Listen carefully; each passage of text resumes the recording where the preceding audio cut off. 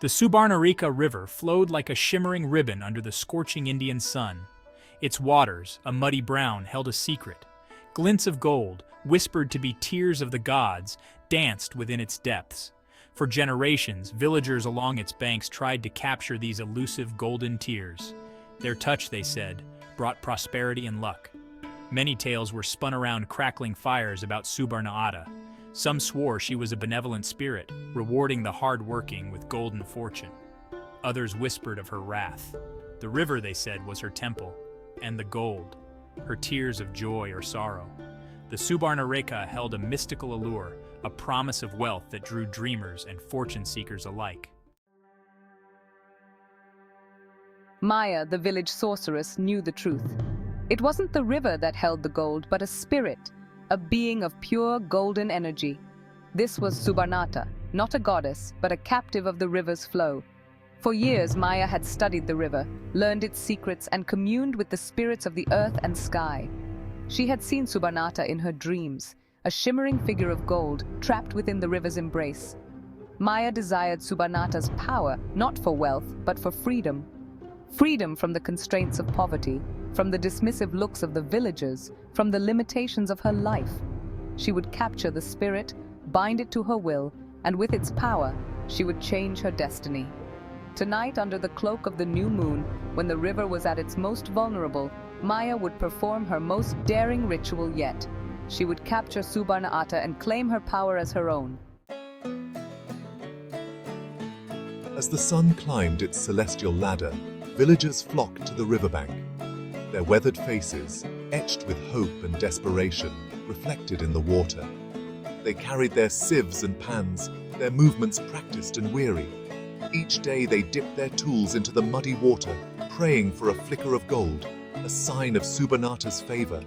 Old man Ram, his back bent with age, muttered prayers under his breath. He had been coming to the river for more decades than he cared to remember, his yield dwindling with each passing year.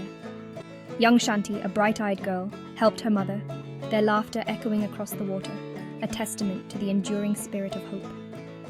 The sun beat down relentlessly, baking the earth and testing their resolve. Yet they toiled on, their lives as cyclical as the river's flow, their dreams as elusive as the golden tears they sought. As darkness fell and the villagers retreated, I began my ritual. The riverbank, now deserted and silent, transformed into my sacred space. The air crackled with anticipation.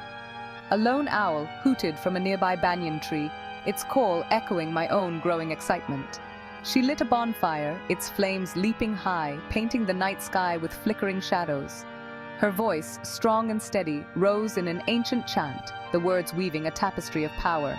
She danced around the fire, her movements fluid and graceful, her copper bangles chiming in sync with her spell. The river's flow seemed to still, the water turning a deeper shade of indigo, mirroring the midnight sky. With a final, powerful incantation, Maya thrust her hands into the water, her voice echoing across the now silent river. The water churned violently, a vortex of energy swirling around her outstretched arms. A blinding light erupted from the heart of the vortex, bathing the riverbank in an ethereal glow. From the depths of the Subarnarekha, a figure emerged. Subarnarekha, the golden spirit, shimmered in the night, her form fluid and incandescent, her eyes pools of molten gold. Fear threatened to consume me, yet I stood my ground, my gaze unwavering. This was the moment I had prepared for. With a swift movement, she raised her hand, her fingers closing around a small, intricately carved cage of obsidian that hung from her neck. The cage pulsed with a power that echoed Subarnarekha's own. A wail, filled with anguish and rage, tore through the night as Subarnarekha was drawn, inch by agonizing inch, into the obsidian cage. Her light, once brilliant, dimmed, her form shrinking until she was nothing more than a miniature captive sun, trapped within the confines of Maya's spell. The next morning, the villagers found Maya's hut empty. The fire was out, the air thick with the lingering scent of sandalwood. They whispered amongst themselves, their faces etched with fear and awe. Maya, the village sorceress, was gone. Meanwhile, in Kolkata, I walked confidently into a five-star hotel. Gone were the simple saris and the weathered look. I was the epitome of modern elegance. my silk pantsuit a statement of power. The city stretched before me, a canvas for my ambition. I had captured Subarnarekha, not for wealth, but for power. And I, Maya Devi, was ready to claim it all.